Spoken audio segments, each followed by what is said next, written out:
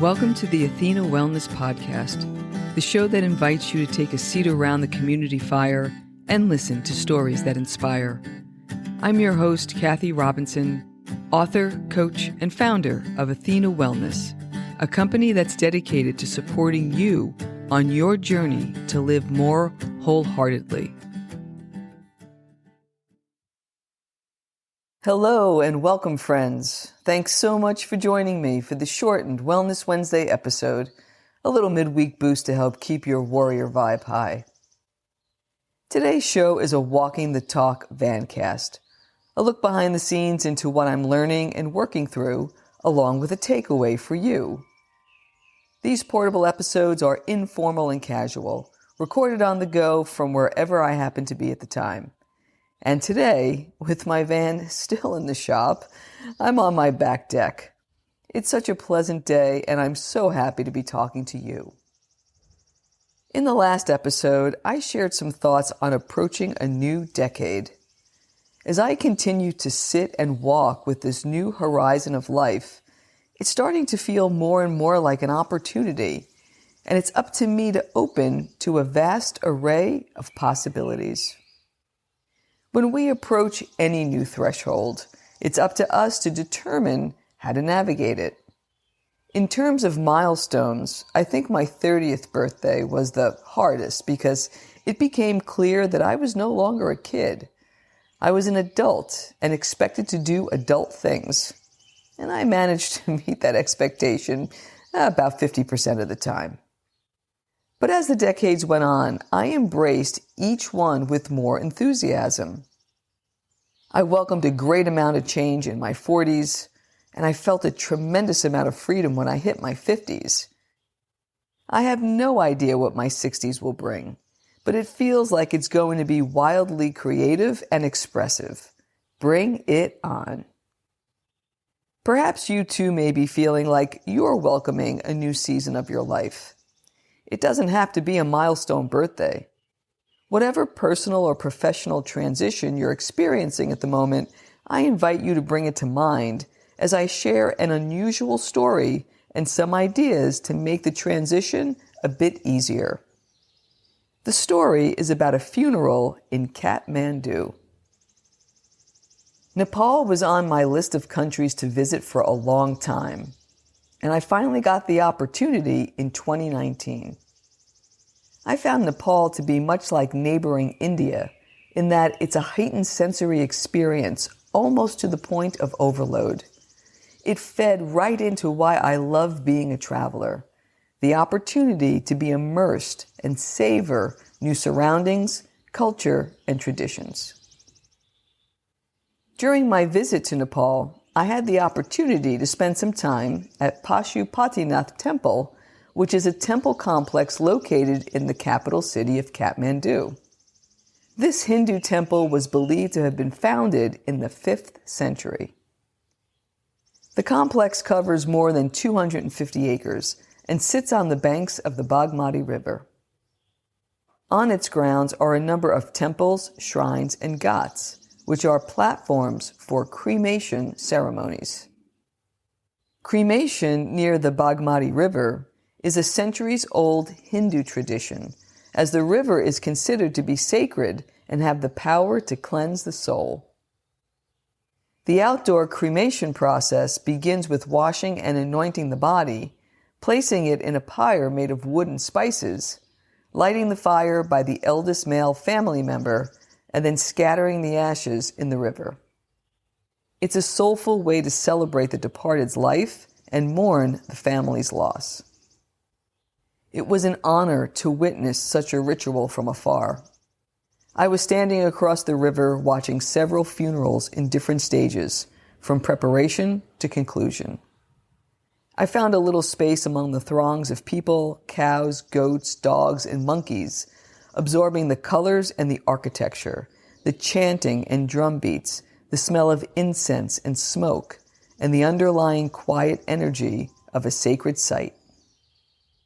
With that as a backdrop, here's the story I want to share that I believe has significance in times of life transitions. It's about a centuries-old ceremony called Makar Sankranti, and it's a figurative funeral for holy men in Kathmandu. These holy men are called sadhus, and they have renounced worldly possessions to dedicate themselves to the spiritual life. On the day of the ceremony, hundreds gather and form a procession through the streets of the city until they get to the Pashupatinath temple for a number of rituals, including bathing in the Bagmati River, chanting, and making offerings. The last of the rituals is a figurative funeral where they burn their old clothes and possessions as a way to symbolically detach from the material world and recommit to their spiritual path. They believe that through this ritual of renewal, they're able to connect with the spiritual realm and receive its blessings. Of course, I'm not suggesting that you should go to Nepal or burn all your worldly possessions to walk the spiritual path.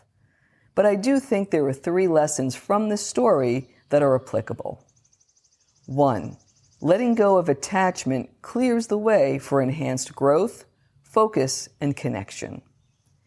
2. A ritual for letting go can serve as a renewal to the commitment already made, a beautiful way to bring a refreshed self to the path while also acknowledging the journey can be difficult but worth the sacrifice.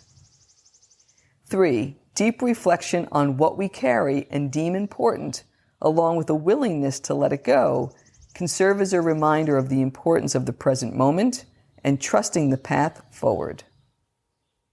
As your takeaway, I'd like to offer a way that you might be able to work with these lessons and create a figurative funeral process for letting go for your unique circumstance. And you can do this by considering 4 things. 1. Defining the transition or challenge that you're working through. 2. Determining what's in the way that can be released. 3. Deciding on the method you'll use to let go of what no longer serves. And 4. Getting clarity on your intended outcome. All of this can be done through simple reflection. Let's take them one by one. First, the purpose. What challenge or situation is holding you back from growing? How might letting go help? And how might you travel more lightly as you move forward? Second is the cargo. What specifically are you releasing? Emotions like anger, resentment, or guilt? An outgrown relationship? Physical possessions? Outdated goals or dreams? Third is the method. How would you like to release the past and allow your old self to symbolically die? Emotions can be cleared through movement or with natural elements like fire, wind, or water. Relationships can be addressed through conversation or by making intentional choices.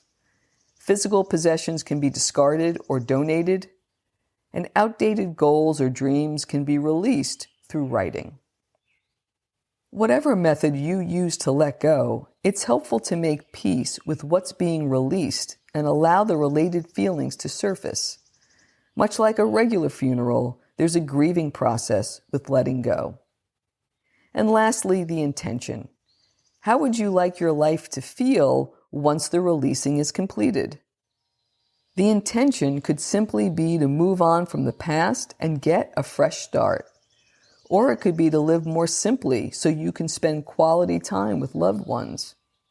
Maybe you'd like to live more mindfully and have peace of mind. Perhaps you want to go deeper with your inner exploration so you can live a more meaningful and purposeful life. Should you choose to go through this process, what can you expect? For me, it started with releasing physical possessions, items I had in a storage room in my basement. As I cleared out old belongings, I simply asked myself if the object would serve me as I moved forward. Clearing the space gave me momentum to look beyond my material surroundings. Much of the releasing I'm doing now in preparation of my next decade is being done in my journal and on long hikes. It seems the more writing I do, the more tranquility I feel. I hope you'll consider creating a figurative funeral process to let go of what no longer serves you. It's a wonderful way to look back on your journey with gratitude, recalibrate where you are today, and ready yourself for all the goodness that lies ahead. I'll leave you today with a quote from the book Into the Wild, written by John Krakauer, which I'll link up in the show notes. This quote comes from a letter written by the protagonist. The very basic core of a man's living spirit is his passion for adventure. The joy of life comes from our encounters with new experiences, and hence there's no greater joy than to have an endlessly changing horizon, for each day to have a new and different sun. Once you become accustomed to such a life, you will see its full meaning and its incredible beauty. Thank you so much for joining me today. I know there are many ways you can spend your time. Thank you for choosing to spend it with me.